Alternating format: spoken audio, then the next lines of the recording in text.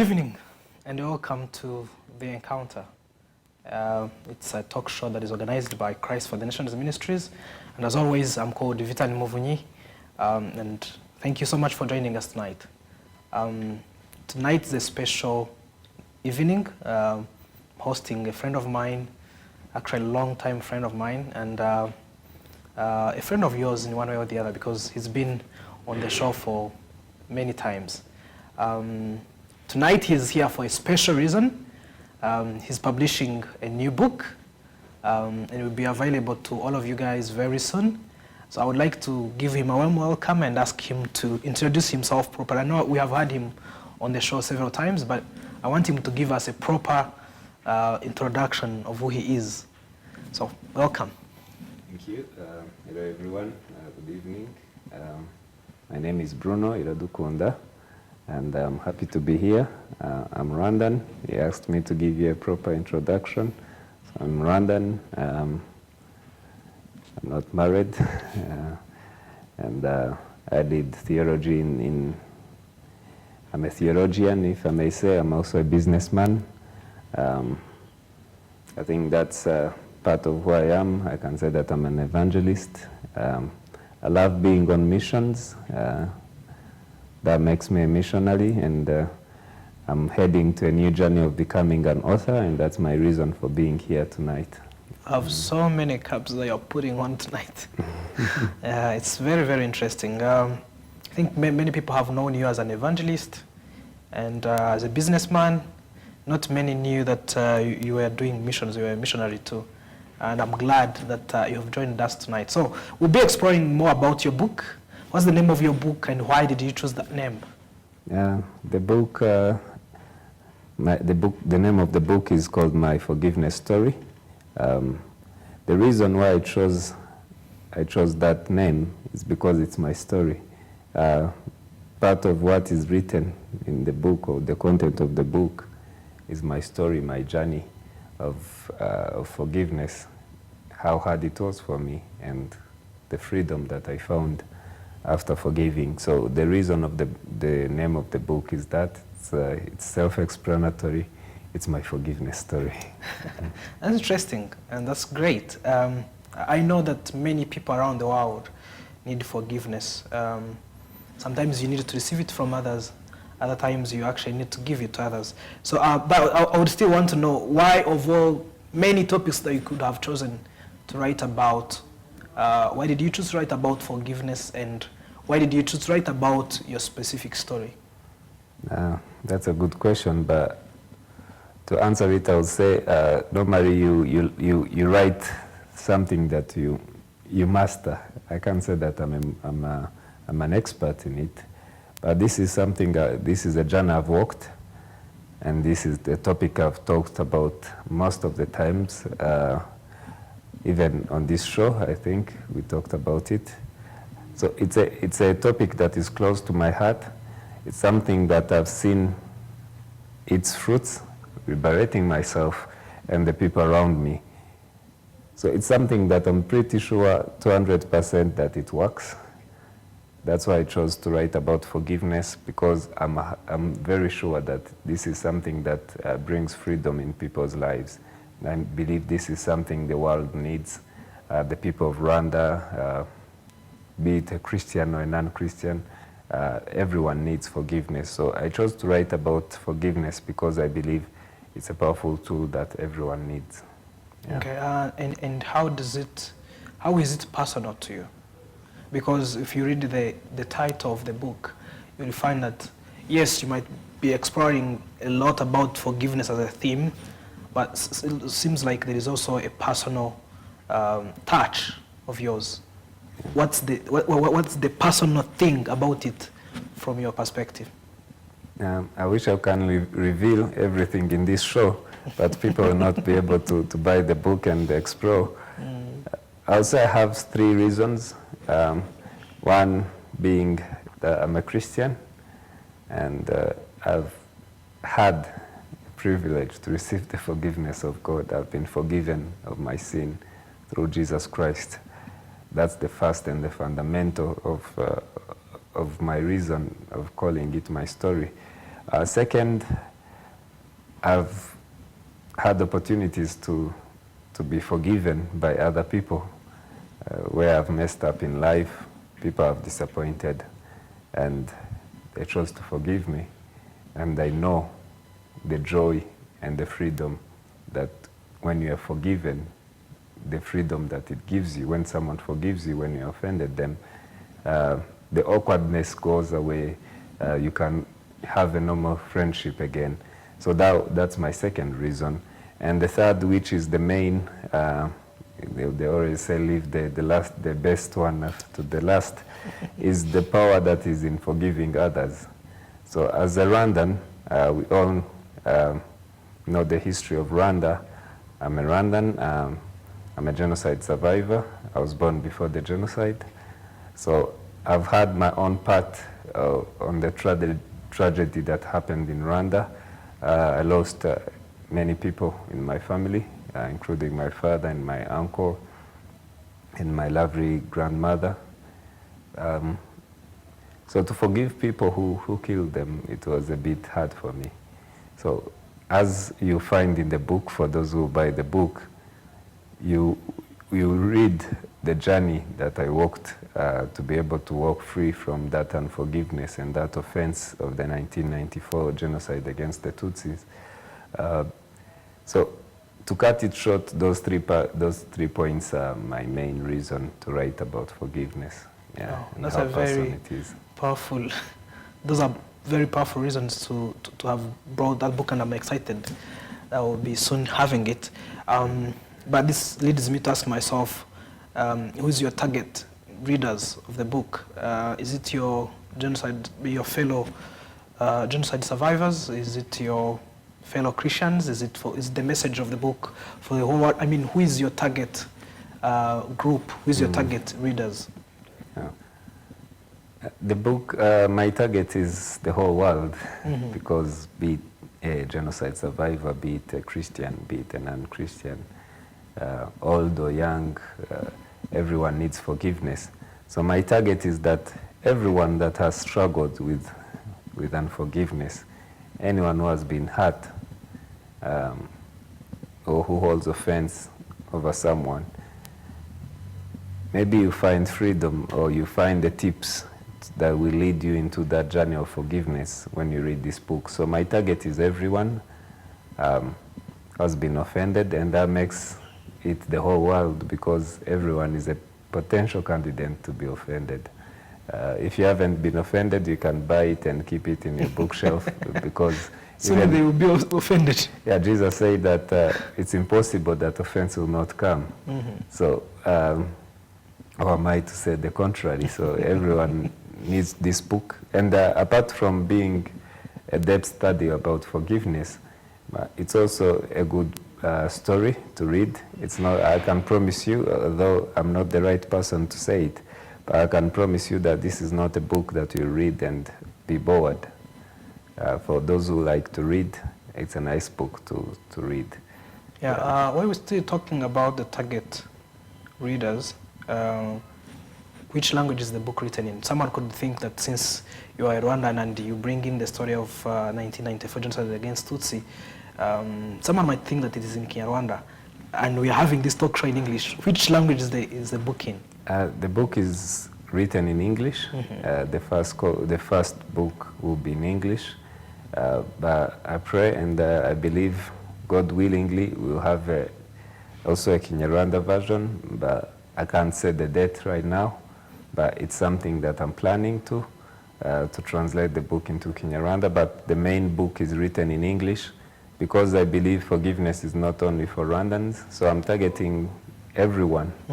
Everyone who can read English for now is a potential client for the book. Yeah, that's good.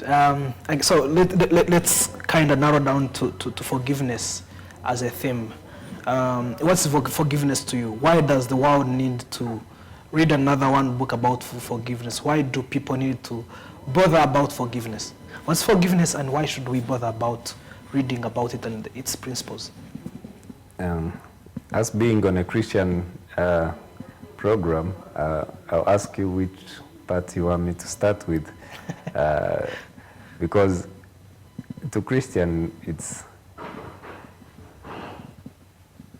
the only way to heaven, because we believe that Jesus died so that we may be forgiven of our sins, and that's what will make us go to heaven. That's the path to heaven. But when you read, that's a good one. Yeah, when you read the Bible, it says, if you don't forgive your brother from your heart, you'll not be forgiven. So, either way, you have to in other words, if you don't forgive, you're not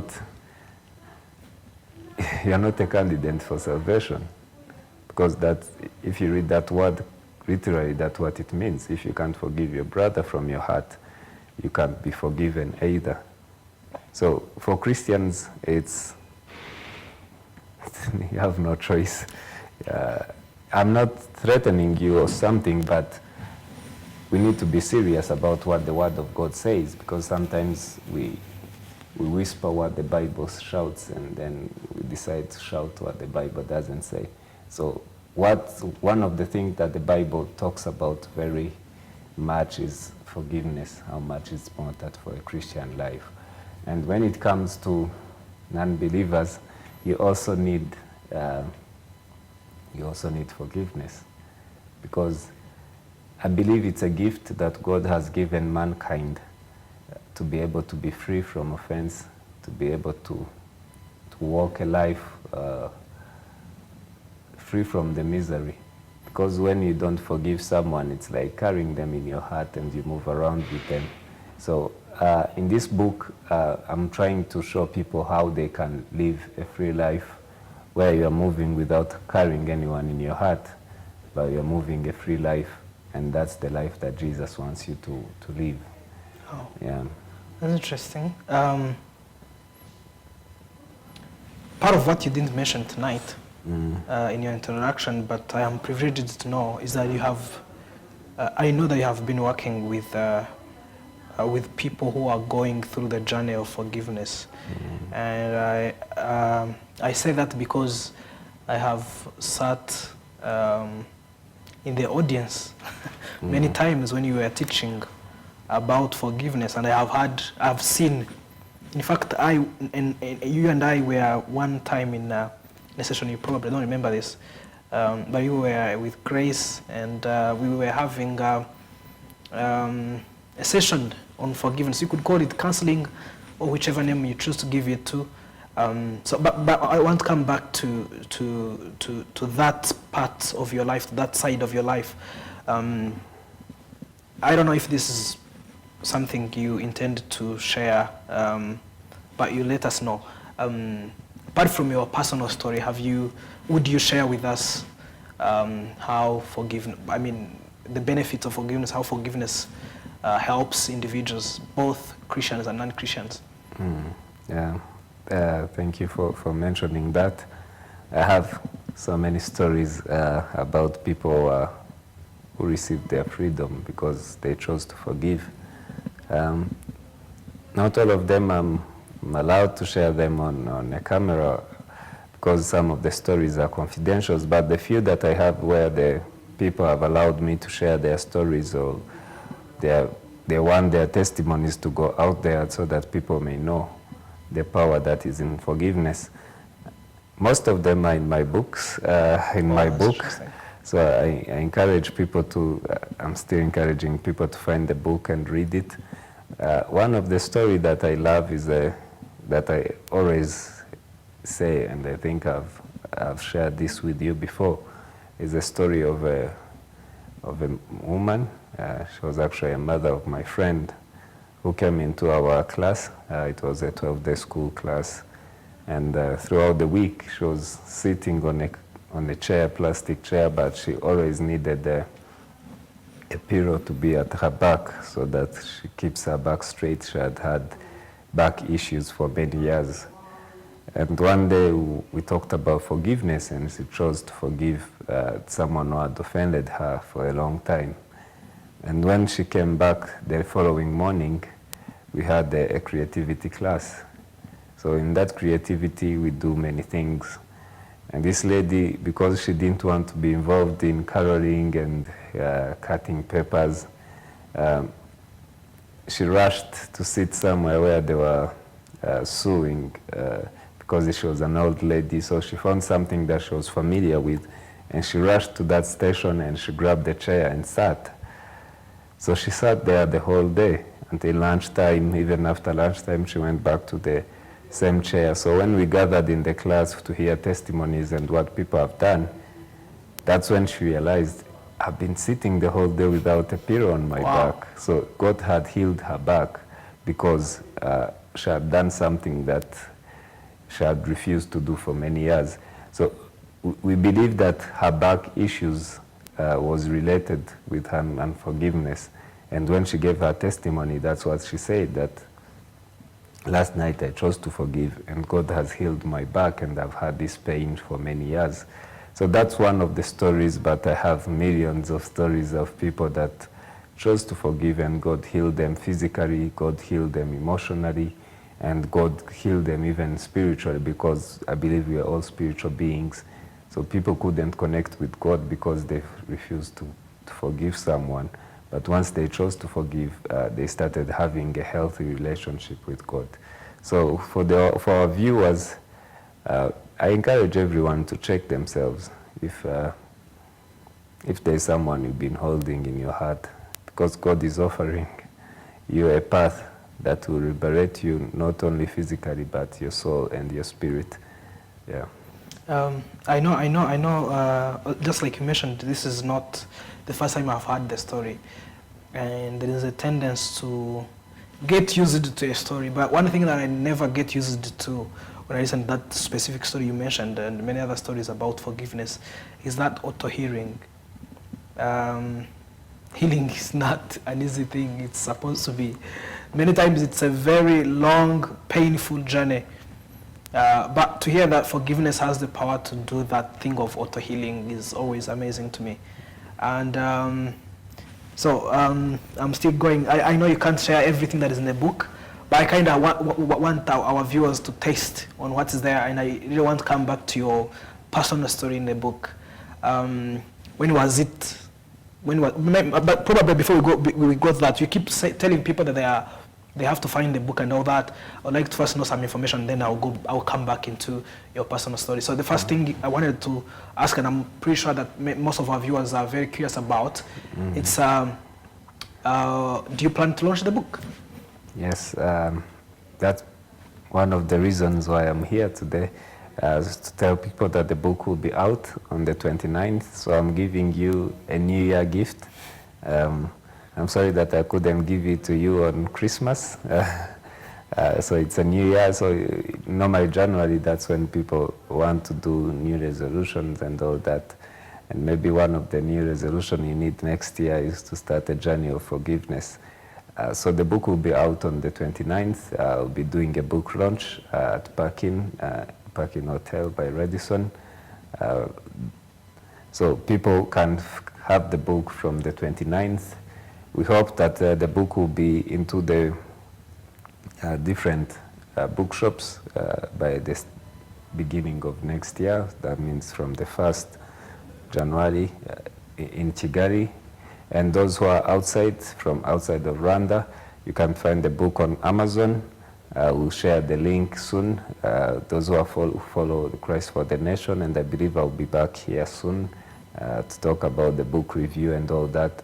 But those who are on Amazon, those who can go on Amazon, you can search for My Forgiveness Story by Iradukunda Bruno. And those who are in Rwanda, from the 29th, you can have the book. Or you can even contact us on the number that is passing on your screen. I hope the technical team will do that. Or you can find us on our social medias. Me, it's Iradukunda Bruno 2034 on X, Instagram, and Facebook. So you can contact us and you have your own copy. That's great. So 29th, we will be in suits coming for the launch. Yes. Wow, that's interesting. What time will it be? It will be from 6 p.m. And we hope it will not be a long one, since it will be a festival season. So from 6 p.m. You want to lead people to go for? Oh, that's interesting. if I may ask this for the viewers, not for myself, and I know it's not part of what I'm supposed to ask you anything, but are there some characters that you mentioned in the book that will be there during the launch of the book? Yeah, but I'll keep that private a little bit. But yes, of course my family will be there. My leaders, as I said, I'm an evangelist, so I have a pastor and I have people I work with. So because of their time and their programs, I've had few confirmations of pastors and other leaders, but I'll keep it private now because it's by invitation, so that people don't come to get pictures just for those people. So Okay. I want everyone who comes to come for the book. Okay. But we'll have many people, we'll have great people to be with us and who have walked that journey of forgiveness, and they will be talking how forgiveness has healed them personally. And these people have had a preview of the book, so they'll be sharing how the book has helped them. So okay, so so far, just to kind of briefly summarize what you said, we are having a launch on 29th Yes. December at Parkin by Radisson Hotel in town, 6 p.m. And we can so far order books on the Amazon. Yes. You type in My Forgiveness Story by Iradukunda Bruno. You can also have it on the number that will be on our screens, but we can also grab copies in the bookshops after 29th. Yes. Okay, so now let's go back to the story in the book, because I wanted us to first settle that and then come back into the story of the book. The first thing I wanted to ask you was, when do you first... I'm saying this because you mentioned that you're a genocide survivor, and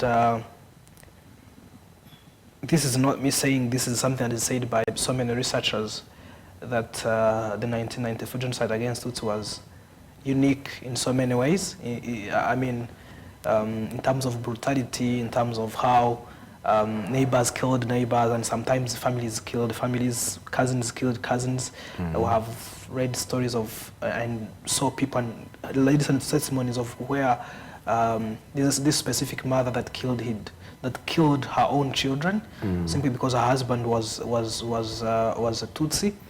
And I'm like, you being a genocide survivor and this thing called forgiveness, the brutality of the genocide that we had here in Rwanda in 1994 makes it very, very difficult for people to walk the journey, because again, I've actually interviewed another author on the topic who also shares her story of the genocide, of how she survived the 1994 genocide against Tutsi, but also shares some principles about forgiveness and reconciliation and all that.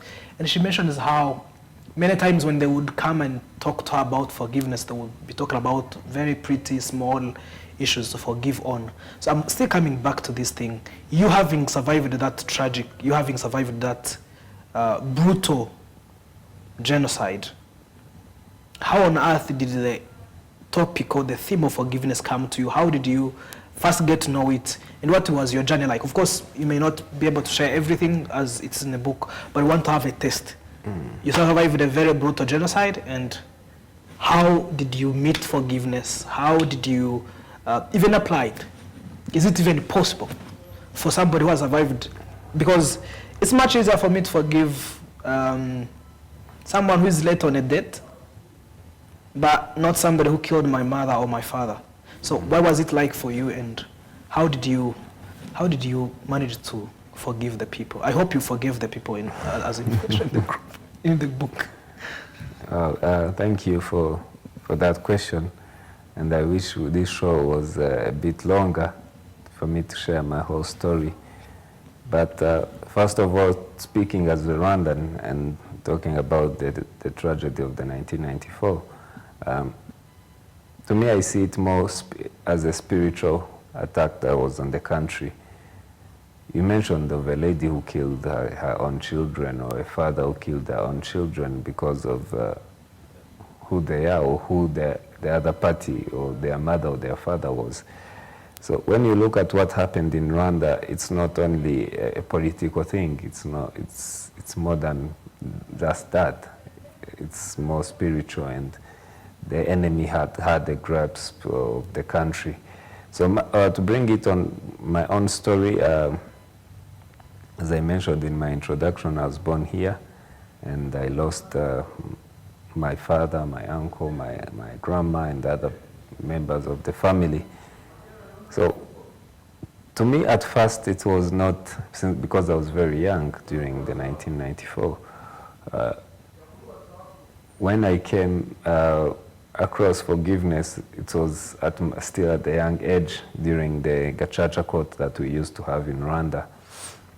So I attended this court, and there was this man who had killed my father, who was bragging about killing my father.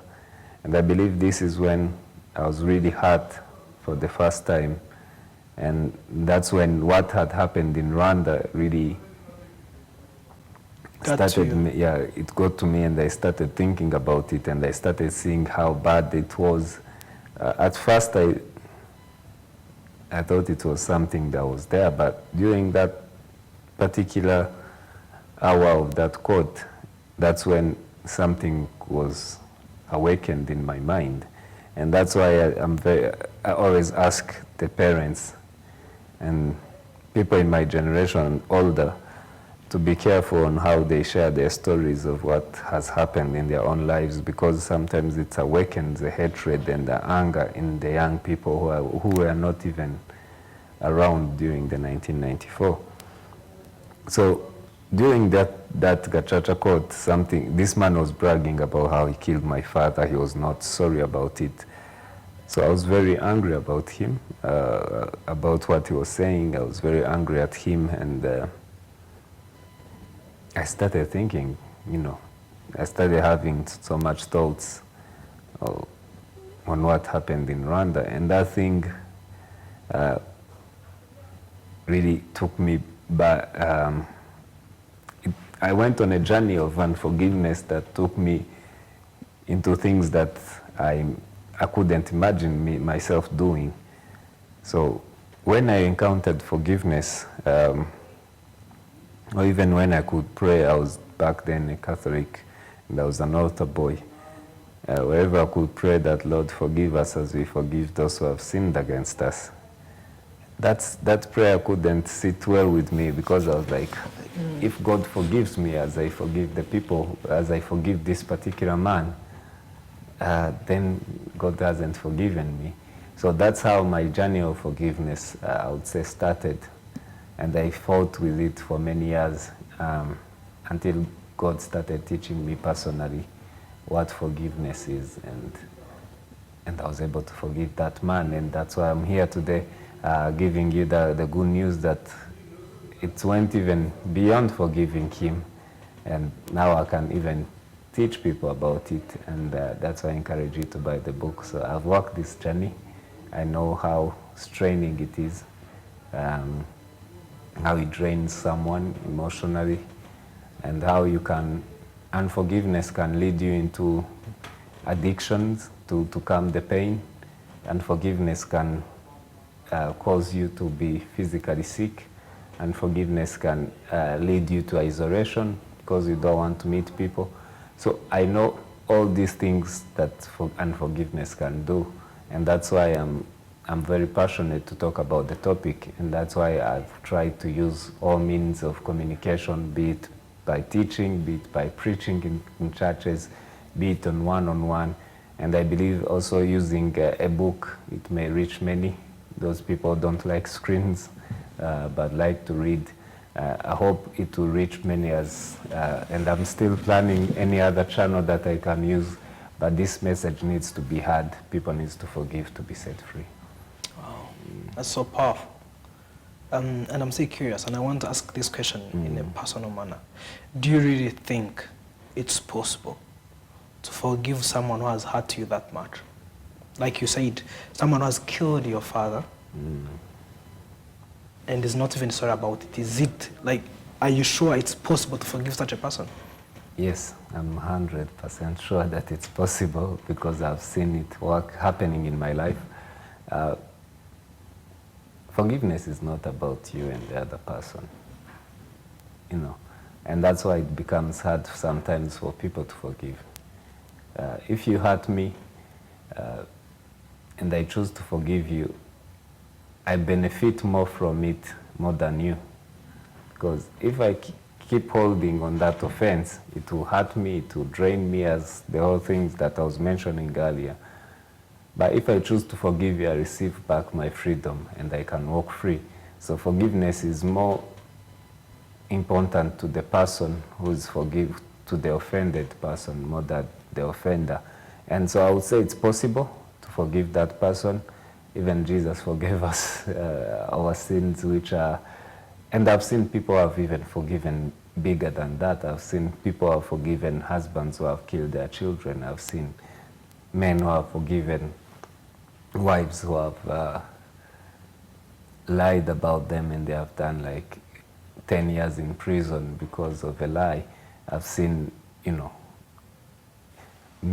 parents forgiving those who killed their children. So it's possible to forgive even the worst. I've seen people who have forgiven those who have raped them.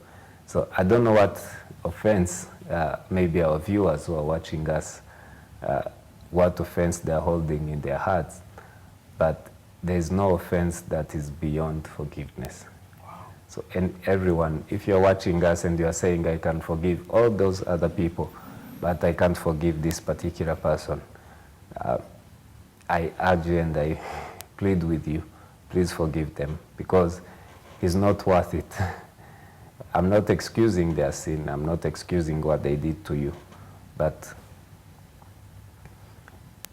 they don't have that right to cause pain for you here on the earth and also prevent you from receiving the freedom that Jesus gives. So don't give them that privilege to see you being hurt because of what they did to you.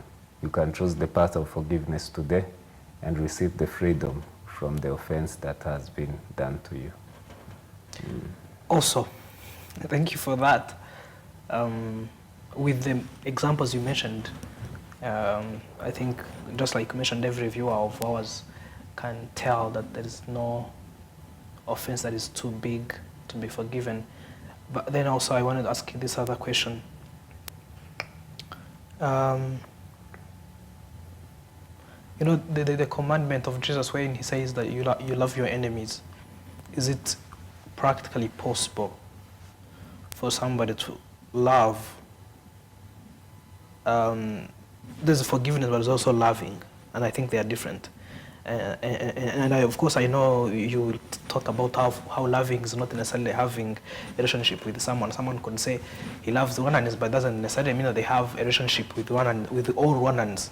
Someone could say he loves Cristiano, and doesn't mean that they have a relationship with them. But is it possible to love in whichever level of love it would be? Is it possible to love those who have hurt you that much? Is it possible to love their children? Is it possible to let your children go and play with their children? Of course, in Rwanda we have seen people families forgive each other, giving each other cows and everything. And sometimes people will say that's just a show, you know. I mean, many outsiders won't believe that. Others will say maybe it's possible and all that, but from your personal experience and from the experience you've had with many others who have gone through the tragedy of 1994 genocide against Tutsi, do you have any grounds, just like you mentioned earlier, on whether it's possible to forgive someone who has hurt you that much? Is it possible to love those who have hurt you that much? It's possible, but it's not easy, but it's possible. As you said, we have many stories of people who have loved their enemies, but I would say it's an exercise that one needs to do. It's not something that comes naturally. It's something that you need to invest in. If someone has hurt you, of course, the trust is gone, and the feelings or the emotions that you had about them is changed. So they are no longer your friends. But if God directs you in that path of loving them as he commands us to do in his word, you start exercising, and the best way is to do it through prayer, starting with prayer. The Bible says, bless you. If I may cut you short, sorry to cut you short. You're saying that's something that requires to be exercising. I don't want maybe to ask you much, to ask you to share the principles, but is that something that I can find in the book? If I buy the book, can I find a practical way for me to walk the journey of being able to forgive such a big offense, or even being able to love those who have hurt me? Is that part of what is in the book, or is it something you're just thinking recently, but when you have already finished writing the book? No, as the book is not only about my story. It's of course my story of how I survived and how I forgave, but it's also a depth study of the topic of forgiveness. So you find it, you find the steps and how you can do it. And thank you for cutting me short. I was almost opening the whole thing, and okay. so don't thank me.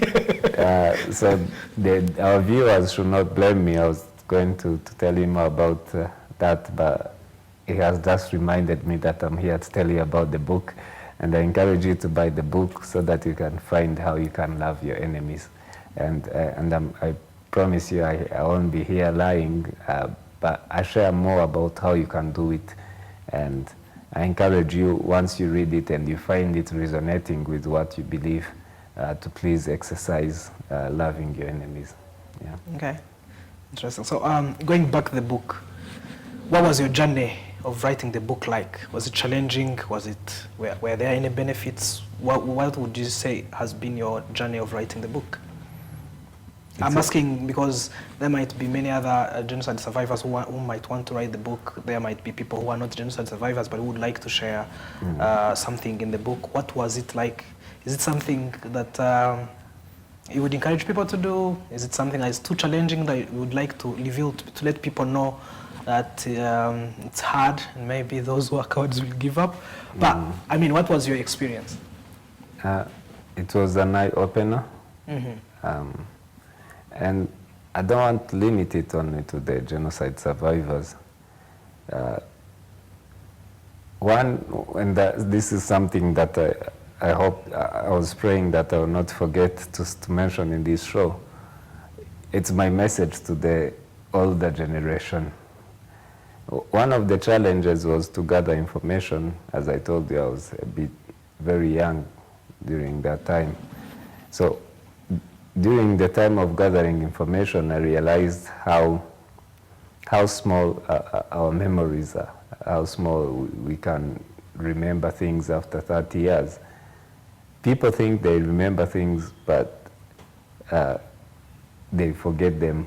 They forget the essentials of the stories. They may remember this thing happened, but when you ask them details, they will not be able to go into details. So during that research, I realized that we may be losing a lot of information because people are choosing not to write.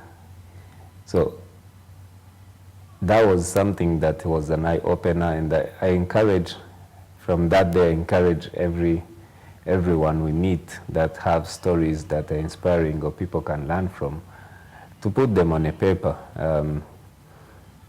Writing, if you write something, it's something that is not going to die with you, but if you don't write, your memory will die with you.